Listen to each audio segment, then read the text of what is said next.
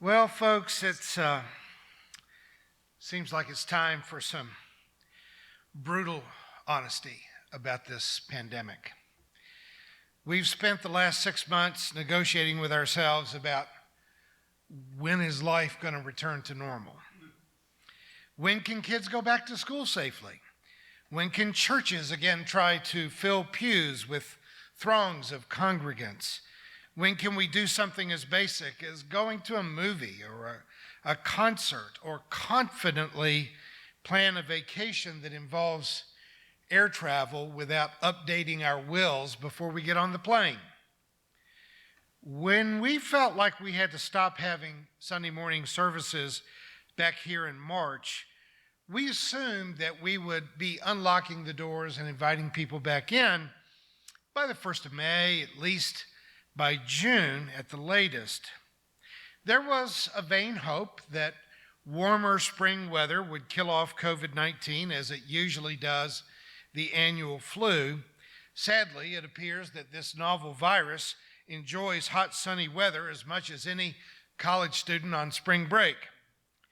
Rather than going dormant, infection rates have just moved around the United States, spiking in different places. The adamant states that are forcing schools and universities to reopen will, quite stupidly, spark a rise in infections that will almost certainly kill tens of thousands of people, if not, in fact, hundreds of thousands of people. Like many of you, I have places that I want to go. I have people that I want to see. I've had to cancel 5 of my out-of-state speaking engagements, and I don't mind telling you that my scuba gear is dry rotting in a closet. Months ago, I had some confidence in the coming iterations of a vaccine, but more sober-minded virologists have been asking us to temper our expectations. The first vaccines may provide only very limited protection from infection. The painfully honest answer to the question we've all been asking, when will we go back to normal? The answer may be a year or 2, but folks, it may also be never. We may simply have to rethink what normal is. I don't know if our local opera or symphony will survive this shutdown, and frankly, I don't know that the symphony and opera will survive in Kansas City or St. Louis. And Sean and I were talking earlier this week, we're not sure about Chicago and New York. I have no idea if the cruise lines will ever return. A few ships have tried to make a break and start out again, and they immediately found COVID on board their ships in the first days that they were at sea. In the new normal, people may not ever get to go back to seated churches, sit on pews, hip to hip with strangers, sitting only dozens of feet from large choirs. And professional athletes. I've been missing a lot of, what's the season now? Something. I've been missing a lot of sports, but it may be that all professional sports may become pay-per-view only TV events.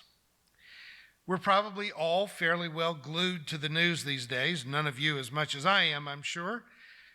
We're trying to figure out and predict how much normal we might get back to. And I hate saying this, but given the current political environment, we can't really put any confidence in any information we're being given. Now that COVID information is being run through the White House, you can be guaranteed that 100% of what comes out of the White House is a lie. And because of that, you can't really trust what you get from the WHO or even from the CDC, because everyone is cooking the books to make COVID-19 seem to be less lethal than it really is. I hope this is going to change when we get a new administration in the White House in January, but even though we're being told that there have been more than 170,000 COVID-related deaths in the United States. And that is a nightmare scenario on its own. But that number is the result of calling most COVID deaths something else most of the time. We're not just undercounting COVID deaths, we are hiding the majority of them. Florida and Texas are great examples. For the past several years, those two states have experienced in the first 4 months of the year less than 1,000 deaths per month from pneumonia. But this year, they are reporting over 4,000 deaths a month in the first months of the year from pneumonia. Now, Mark Twain was fond of saying, there are lies, there are damn lies, and there's statistics. I realize that people can argue about these charts and manipulate the numbers, but the sad truth is, even in America, we don't really know what the sad truth is because all the books are being cooked. How many people have actually died from COVID-19?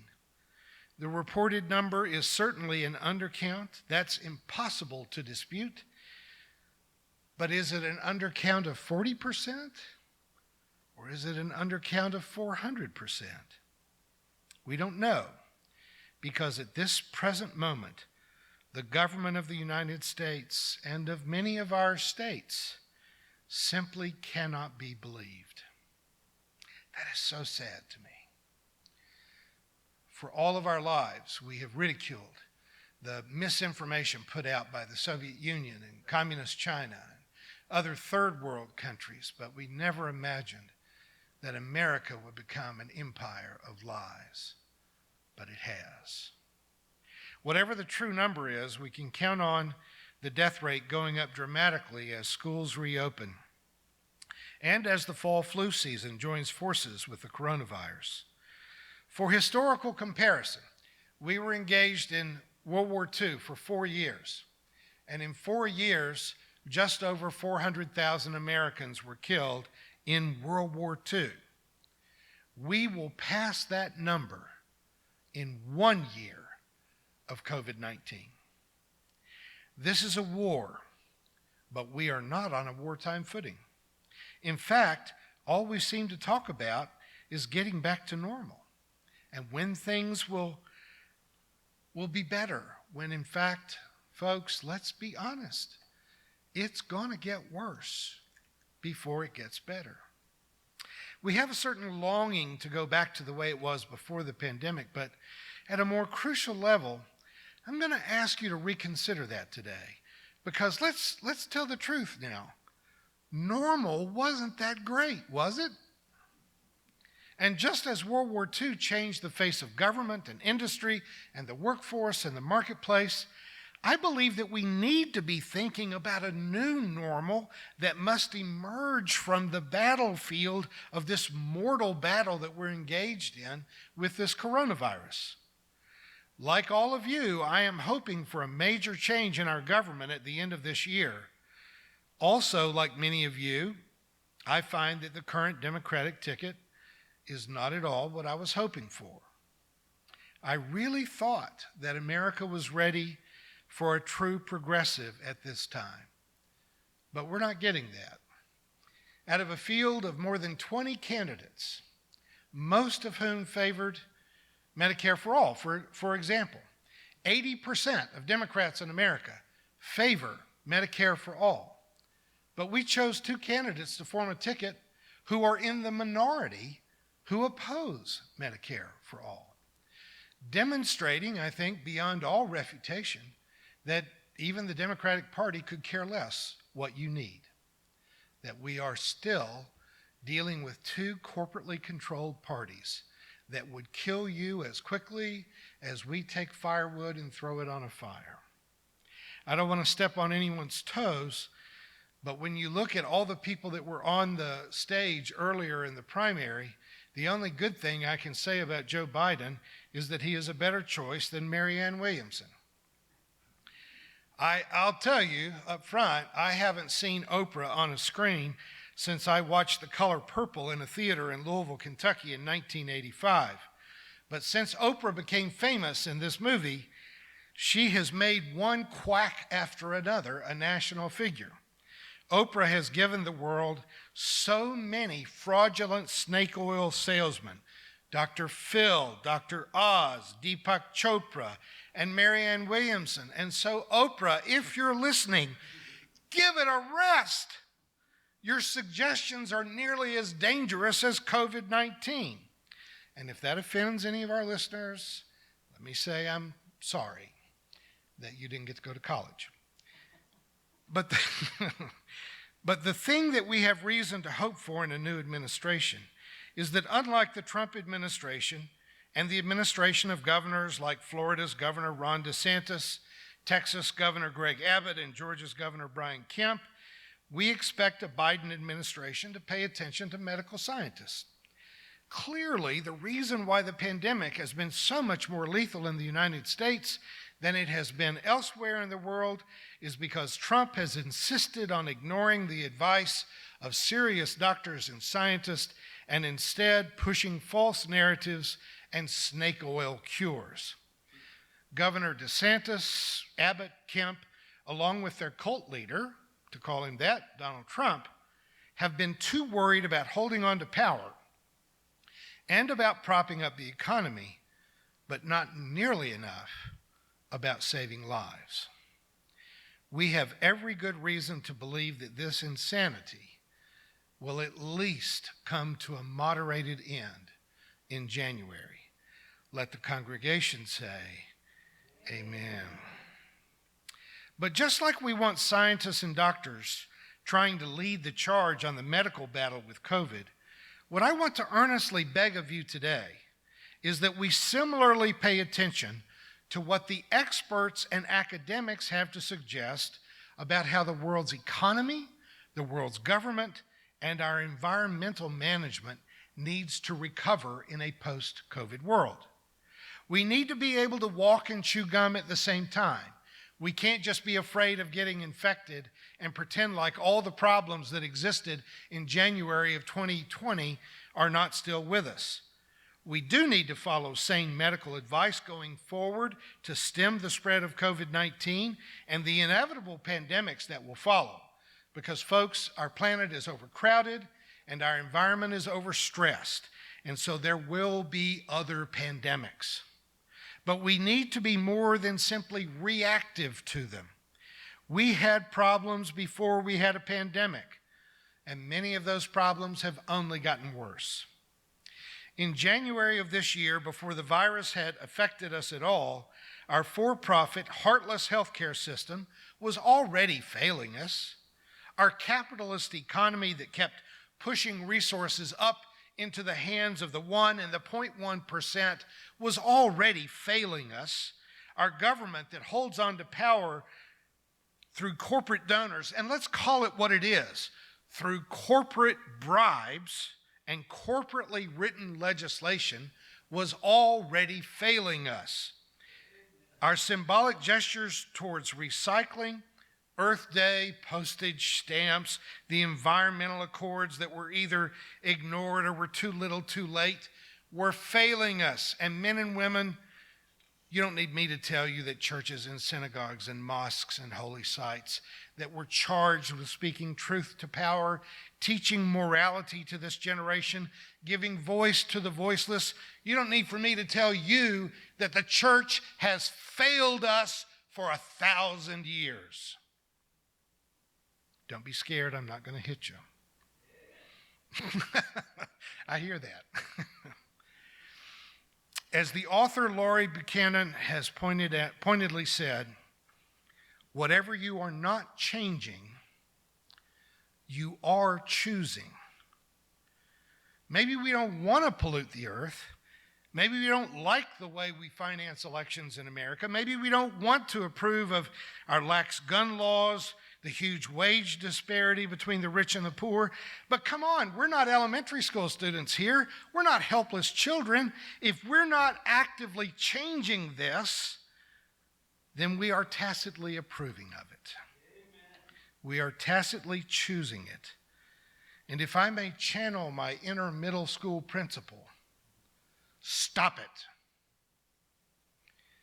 As it happens, since Denmark has managed the pandemic in their nation pretty well, a group of 170 Dutch scholars from 5 different universities came together to compile a list of things that the world needs to do in the wake of the pandemic. I'm including the headline in Dutch because I find that language to be impossible to understand or read or speak. But here are the 5 things that the Dutch scholars recommended to us. For the benefit of our podcast listeners, I'm going to read what those of you here can see. Number 1, move away from development focused on an aggregate GDP. Number 2, develop an economic framework focused on redistribution. Number 3, develop a form of agriculture that is regenerative. 4, and guys, you're going to hate this one, reduce consumption and travel. And finally, number 5, debt cancellation. Please allow me to just hit on each one of these quickly. In the first one, our Western economy has been built on what Greta Thunberg calls a fantasy of endless economic growth. We cannot go on making economic expansion our goal when we know that expansion is based on using up limited resources and trying to drive our current workforce to produce more for less income every year. Folks, now that I'm within a year of my own retirement, I am painfully realizing that there is more to life than working more hours and trying to increase production. I have not taken a sick day since I was 16 years old.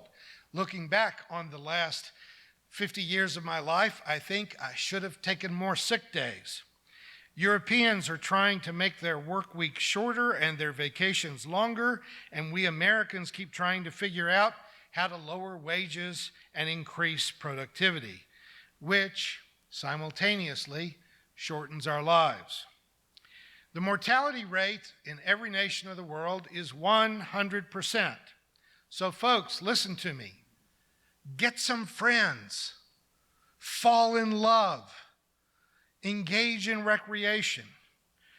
Do not try to get the perfect attendance gold watch at the end of your career. You have other things to do with your life besides work. Number 2, we need to develop an economic framework that distributes resources more equitably and does not constantly shove profit into the hands of the 1%. And this is as true of healthcare as it is of athletic shoes. The reason why healthcare in America sucks so much is because we have designed it to make a profit. Illness should never have been a profit motive. We should have never tried to make money on the backs of people being sick. The first question to be asked, especially in a pandemic, is how do we provide affordable health care to everyone who needs it? The system we have is based on scarcity and hoarding, and it's driving us to the bottom of the developed world's healthcare systems. We have written our copyright and our patent laws in the United States so that we can create billionaires at the top of the ladder, when what we need to be doing is spreading those resources around so that there is growth and innovation and technology among the whole population. Just look at how our school system is currently being run. As the pandemic forces schools into distance learning without providing computers and internet access to everyone, some students will do okay, while others are going to keep falling farther and farther behind. And if you think that's sad, but you're not worried about it because your kids have computers and Wi-Fi, let me tell you something. You do not want to live in a nation where half of the citizens are functionally illiterate. How do you think Trump got elected in the first place? We want everyone to be as educated as possible. The third point is about developing a regenerative agriculture. And again, capitalism has shaped agriculture over the past 2 generations so that we have virtually killed off family farms in favor of corporate farming. We grow and subsidize the food crops that can be grown in fields of thousands of acres at a time with purely mechanized farming methods. So we grow and subsidize corn, rice, potatoes, wheat, and soy, the 5 crops that we shouldn't be eating. On September 20th, I'm going to deliver a sermon on the politics of food, and I'm going to drill down into this topic deeper. But for now, let's say we are growing crops that deplete our soil and poison consumers. We need to turn that around. We need to be growing on smaller farms, green vegetables and fruits, and improve our diet. The fourth thing is to reduce consumption and travel. Our Dutch friends suggest that we really need to consider the impact of all of our travel on the environment. Cars and airplanes are the worst. I hate that because I love to travel. But to be kind to the earth, we need to reduce our carbon output. And that means we need to stop building larger closets so that we have more shoes and clothes.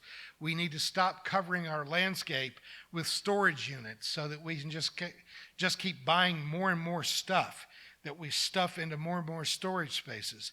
We need to stop burning coal and oil and gasoline and natural gas. In this one arena, the pandemic may actually be teaching us some important lessons. Very many business meetings can be held over Zoom. Many employees can be trusted to be very productive from home. We don't have to fill up our city streets at rush hour in the morning and in the evening, and we don't always have to have in-person meetings.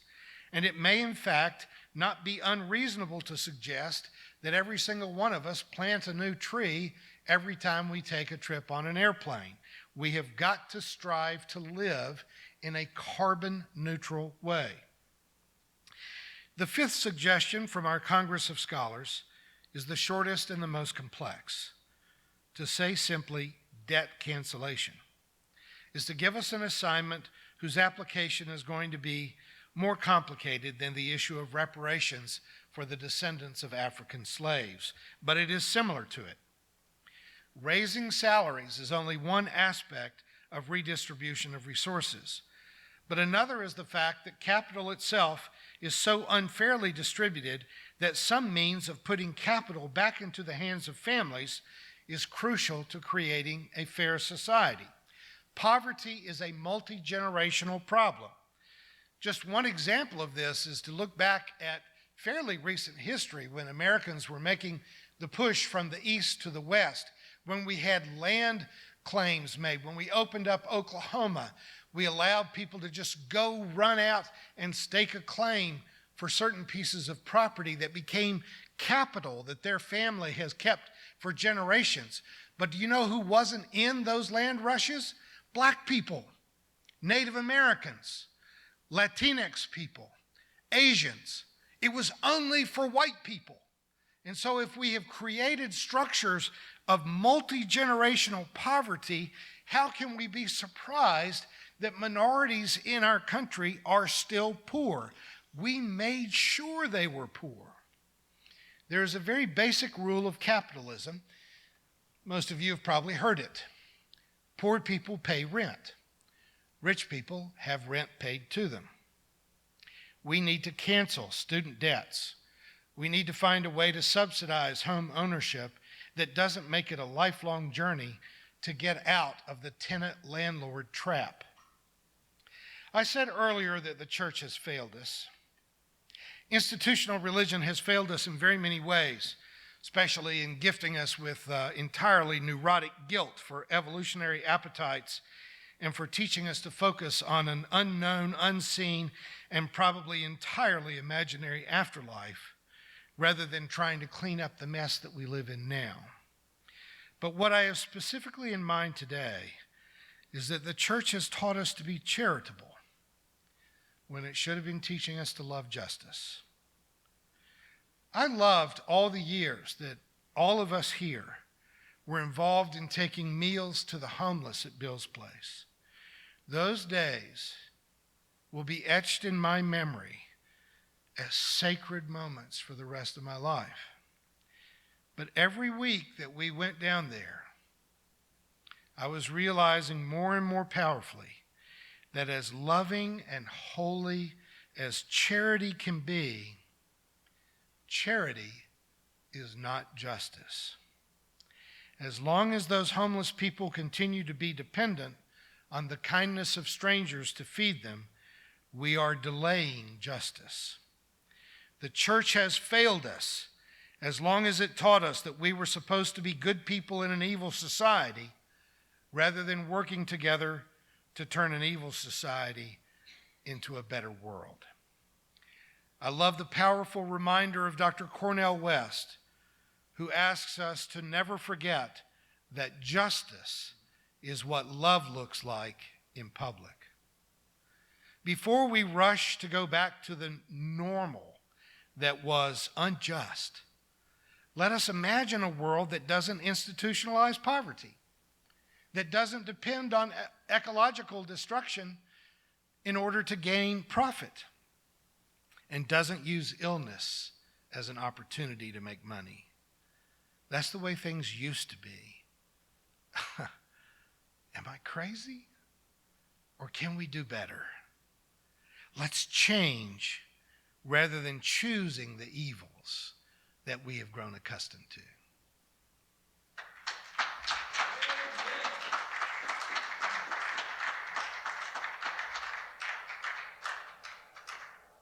Thank you for watching our videos.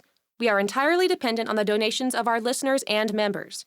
We hope that you find this content to be important enough to help us to keep offering these videos to the public at no charge by becoming a regular contributor. Please click on the donate button on our website at www.spfccc.org. Thank you for your support of progressive religious programming.